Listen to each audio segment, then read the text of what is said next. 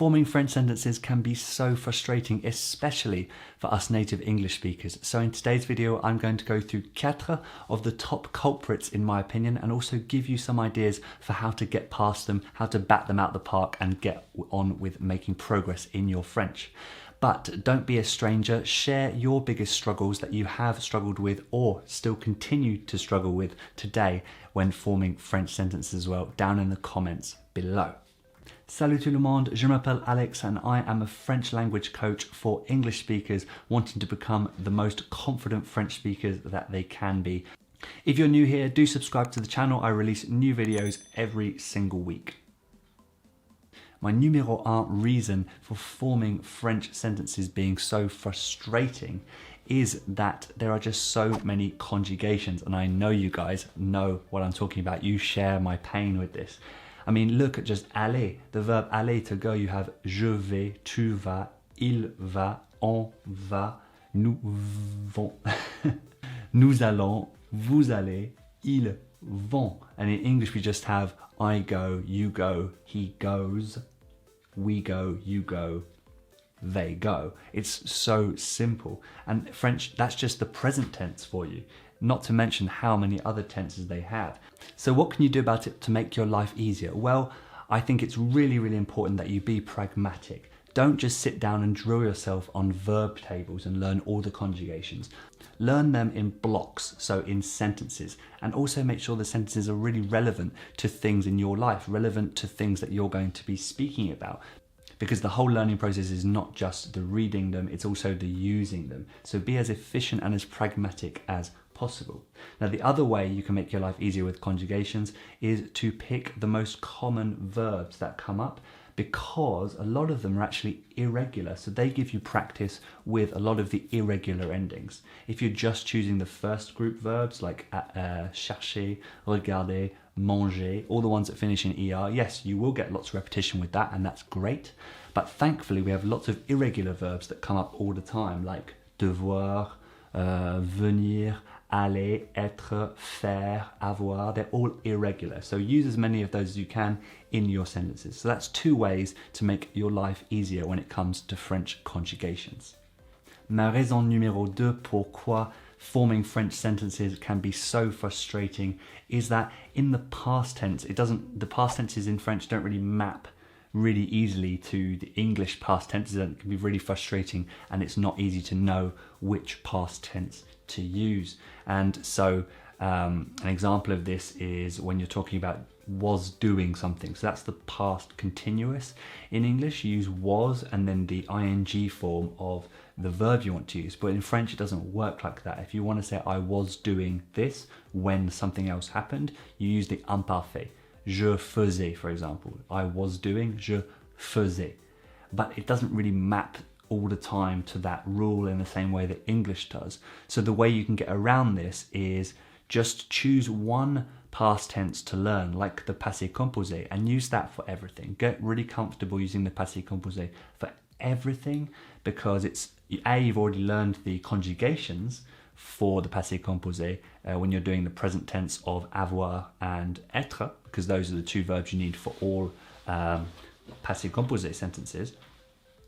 And then you're just learning one conjugation for the second part of the passé composé. And then when you're comfortable with the passé composé, you can start to integrate the imparfait, in which in my opinion is more complicated. So take it bit by bit. Again, be pragmatic, be realistic. Don't just try and drill yourself on everything and hope that you're going to use them immediately in the right order at the right time. No, you need time using this in real-time speech to get understanding the nuances of the tenses.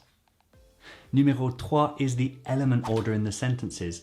When I say something like I saw you in English, I saw you in English, the French language doesn't do it in the same order. It can frustrate us, but at the end of the day, it's just how it is. And actually, when you learn it, you feel like you've conquered French on a new level. You know, you're not simply translating something word for word, having the same order, which feels good because you've communicated. That's the first rule in any conversation. You should be making yourself understood, se faire comprendre. But when you do learn something that is really just French and not English, i.e. Forming a French sentence where the order of the elements is different, it it feels even better. So with the example of I saw you, in French, what would it be? It would be je t'ai vu. Je t'ai vu, you have seen, or you saw. So that's a frustration for us. It was a frustration for me and still is sometimes with more complex sentences. And that's definitely a huge reason why us English speakers get frustrated with forming French sentences. Ma raison numéro 4, my fourth reason why forming French sentences can be so frustrating is simply negation. And I say simply negation, it's not really simple about it. Because you have this element, you have the two elements in it, the ne and the pas, and or the ne and the rien, or the ne and the jamais, and the ne and the aucun, or aucune. There's many reasons why negation can be frustrating. I'm sure I don't need to explain them all to you. It's more just to vent my frustration and have you say to me, yeah, Alex, I know what you're talking about. I feel that too. I'm writing in the comments already my reasons why I hate negation. So what can you do when negation bums you out? Well, one thing is you can drop the ne. In a lot of cases, in everyday conversation, much as I say to people use on instead of nous, you should not be using the ne. It makes it so much easier for us English speakers to get mastering and getting more fluid in our conversations when we're not thinking about this ne, this pesky ne. So if you're translating it, if you're figuring out a sentence using word for word logic, which isn't always the best idea, but it's something a lot of us, including myself, rely on at the early stages when you're getting confident with new sentences. Taking out the ne means that we can build a sentence, especially in the passé composé actually, but in other tenses as well. And the order makes complete sense to us. So for example, with je n'ai pas fait, je n'ai pas fait. This can translate to I have not done. I have not done. In English it's I have, and then the negative not done. But in French you have the je n'ai pas fait. You've got the ne and the pas there for the negative, which doesn't compute for us. So you get rid of the ne, and it's not cheating. You're speaking like a natural French person. You just say j'ai pas fait. J'ai pas fait. I have a pas not done fait. It's the same order as in English. So those are my top 4 tips briefly on why forming French sentences can be so frustrating, and a tip or two for each one for how to eradicate them so you can make real clear progress straight away. But really one overarching piece of advice and piece of wisdom really that I can give you that actually runs through all of these tips is the need to be pragmatic. Whether it be figuring out the crazy French element order in their sentences, or whether it be dropping the ne in negation sentences to make your life easier when learning how to make those negative phrases. Be realistic, be pragmatic, and you'll make faster progress, because at the end of the day, the reason you're learning French is to be able to communicate with other people. So the faster you can do that, the better, and the more confident you will be.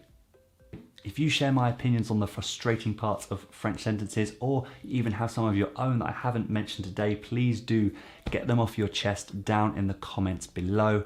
If you're frustrated by any part of the French learning process and you would like to get some answers based on your specific situation, do feel free to follow the link down in the description below to hop on a call with me where we can discuss your situation free of charge. As ever everyone, please do like the video if you enjoyed it. It really does help me get my stuff out to more beady pairs of eyes learning French. But until next time, merci beaucoup d'avoir regardé et de m'avoir rejoint. À la prochaine. Ciao. Conjugations. Je viens, tu viens, il vient, on vient, nous venons, vous venez, ils, elles viennent. And that's just present tense, you know? And with English, the equivalent of that verb to come is just I come, you come, she comes,